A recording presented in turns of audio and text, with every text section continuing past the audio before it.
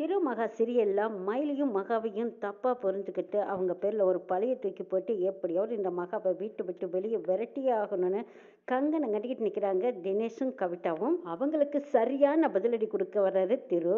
அடுத்தது திவ்யாவும் வந்து நிற்கிறாங்க. என்னெல்லாம் நடக்க போகுதுங்கிறதையும் வீடியோவில் பார்க்கலாம். வாங்க வீடியோக்குள்ள போகலாம். மயிலே, நீ என்கிட்ட உண்மையை சொல்லலை, அதனால நீ இனிமேல் இந்த வீட்டில் இருக்கக்கூடாது. சின்ன வயசுலேருந்து என்ன நான் உன்னை நம்பினேன், ஆனால் நீ எனக்கு துரோகம் பண்ணிட்டியல்ல, இதுக்கப்புறமா நீ இங்கே இருக்க வேண்டாம், வெளியே போடா அப்படின்னு சொல்லிடுறாங்க திரு. இது தாங்க முடியாமல் வந்த மயில் உடனே வந்து மகா கிட்ட, மகா என்னெல்லாம் நடந்தது, திரு என் மேலே இந்த அளவுக்கு கோவப்பட்டுட்டான் தெரியுமா, எல்லா உண்மையும் தெரிஞ்சுக்கிட்டு அவன் என்கிட்ட உண்மையை சொல்லலேன்னு என் மேலே கோவப்பட்டு என்னை வீட்டை விட்டே வெளியே அனுப்பிட்டான். நான் இனி என்ன செய்வேன்னு எனக்கே தெரியல. நான் மறுபடி சொல்லிக்கலான்னு நான் நினச்சிட்டு இருந்தேன், ஆனால் அவன் என்னை தப்பாக புரிஞ்சுட்டானே மகா, நான் இனி என்ன செய்வேன் அப்படின்னு சொல்லி கதறிக்கிட்டு இருக்காங்க.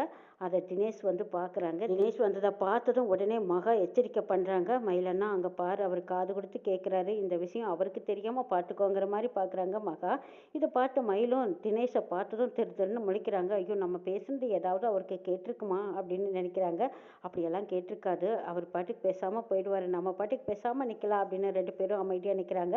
அப்போ தினேஷ் அவங்க ரெண்டு பேர்ட்டையும் ஒரு மாதிரியாக பார்க்குறாங்க. என்னது ரெண்டு பேரும் நம்மளை கண்டதும் பேச்சை நிறுத்திக்கிட்டாங்க, திருட்டு போன பதுங்குற மாதிரி பதுங்குறாங்க. என்னன்னு கண்டுபிடிக்கணும்னு நினச்ச தினேஷ் தண்ணியை குடிச்சதும் தெரியாத மாதிரி போகிறாங்க. மயில் சொல்கிறாரு, மகா நம்ம இங்கே பேச வேண்டாம், இந்த விஷயத்தை இங்கே பேசினா யாராவது காதில் விழுந்துட்டா அப்புறம் திருவுக்கு தான் பிரச்சனை, நம்ம ரூமில் போய் பேசலாமாங்கிறாங்க. மகாவும் சரி வாங்க நான் என் ரூமுக்கு போகலாம் அப்படின்னு சொல்லி ரெண்டு பேரும் ரூமுக்கு போகிறாங்க. போனதும் கதவை சாத்திக்கிறாங்க. மகா கிட்ட மயில் சொல்கிறாரு, இங்கே பாரு மகா, திரு நல்லா இருக்கணுங்கிறதுக்காகத்தான் நான் கோயிலுக்கே போனேன், அவனுக்கு இப்படி ஒரு ஆக்சிடென்ட் ஆயிடுச்சேன்னு நான் பதறி போயிட்டேன் தெரியுமா.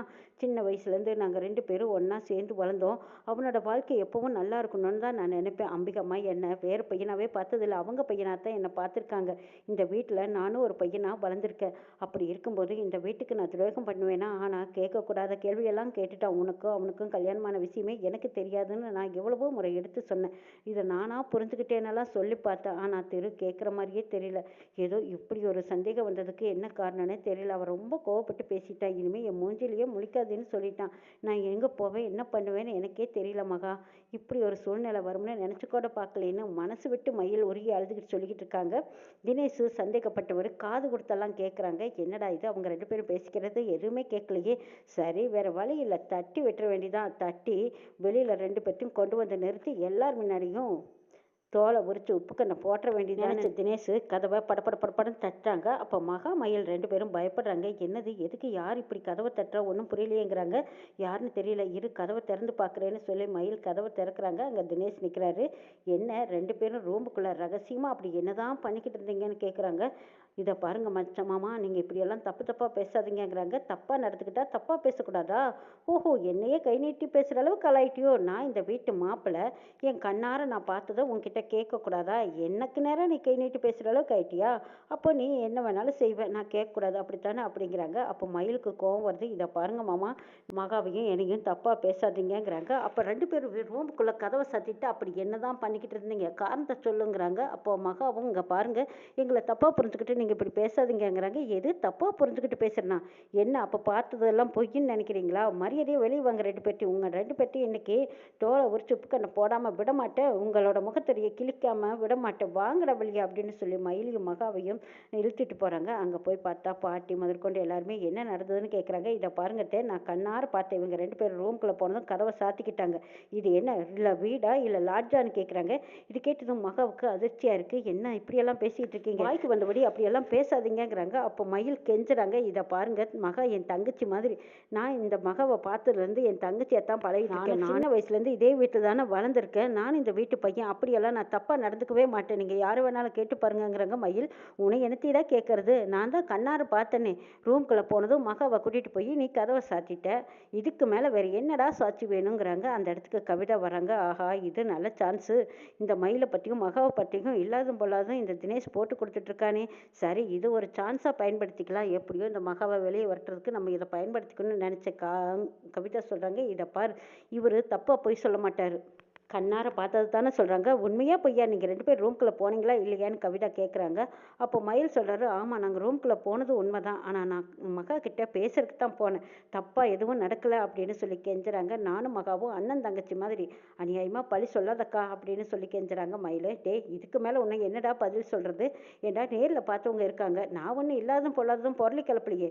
கண்ணார பார்த்ததை இப்போ நேரடியாக எல்லாரும் முன்னாடியும் சொல்லிக்கிட்டு இருக்கேன்னு தினேஷ் உறுதிப்படுத்தவே பார்க்குறாங்க. இந்த பக்கம் பார்த்தா காவேரியும் வந்து இதை பாருங்க, அநியாயமா மகா பேரில் இப்படியெல்லாம் தப்பு சொல்லாதீங்க. மகா ரொம்ப நல்ல பொண்ணுங்க. அவள் வந்ததுலேருந்து நானும் பார்த்துக்கிட்டு தான் இருக்கேன். அதுலேயும் மயில் நம்ம வீட்டில் சின்ன வயசுலேருந்து வளர்ந்துருக்கான்.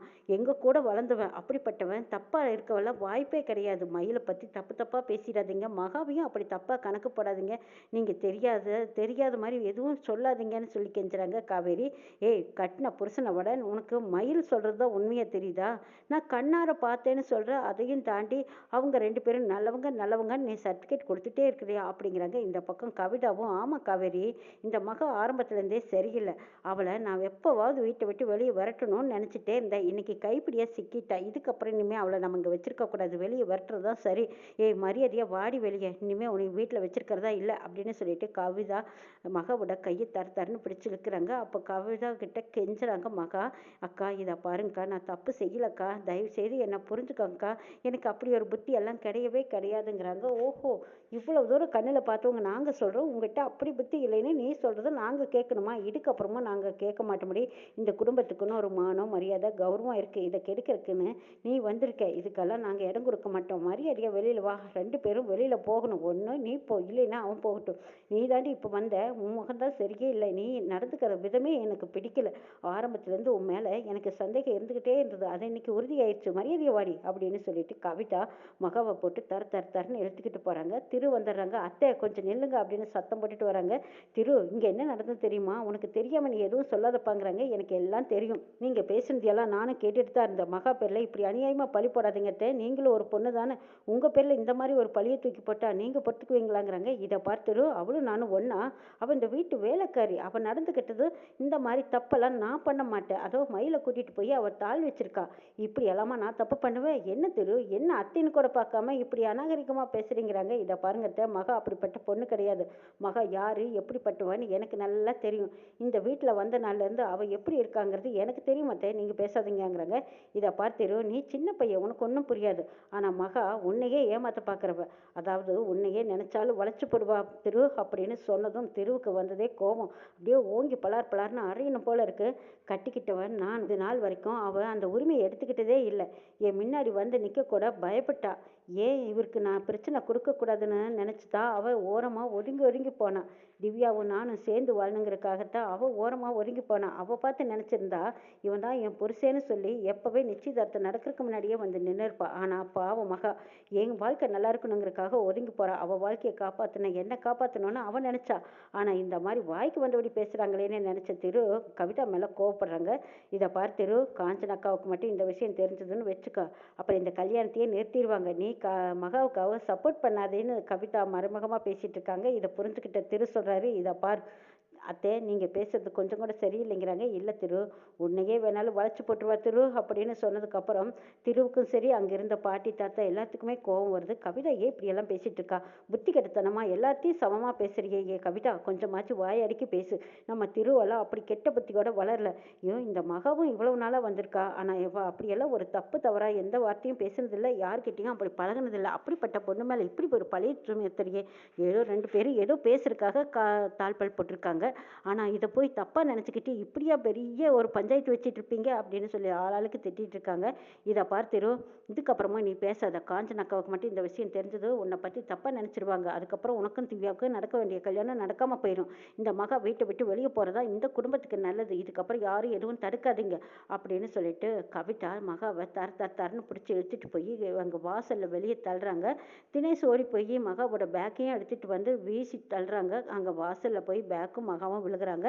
கரெக்டாக அங்கே திவ்யா வந்துடுறாங்க. திவ்யா வந்தது என்ன நடக்குது இங்கேங்கிறாங்க. திவ்யா அவளை நம்பாத அப்படின்னு கவிதா சொன்னதும், இதை பாருங்க அத்தை, இதுக்கப்புறமா நீங்கள் எதுவும் பேசாத சித்தி. நீங்கள் யார் எப்படிப்பட்டவங்கன்னு எனக்கு தெரியும். மகா யார் எப்படிப்பட்டவன்னு எனக்கு தெரியும். மகா பேரில் யாராவது பழி சொன்னீங்க நான் என்ன செய்வேன்னு எனக்கே தெரியாது. மகா பேரில் அநியாயமாக பழி சொல்லி வீணால சாபத்துக்கு ஆளாகிடாதீங்க. மகா யார் எப்படிப்பட்டவ என்னங்கிறது எனக்கு தெரியும் அப்படின்னு சொல்லிட்டு திவ்யா மகாவையும் அந்த பேக்கையும் தூக்கிட்டு இழுத்துக்கிட்டு உள்ளே கூட்டிகிட்டு போகிறாங்க. இதை பார் மகா, இனிமேல் உன்னை யார் என்ன சொன்னாலும் நீ என்கிட்ட சொல்லணும். வீட்டை விட்டு வெளியே போகாத, இங்கேயே இரு.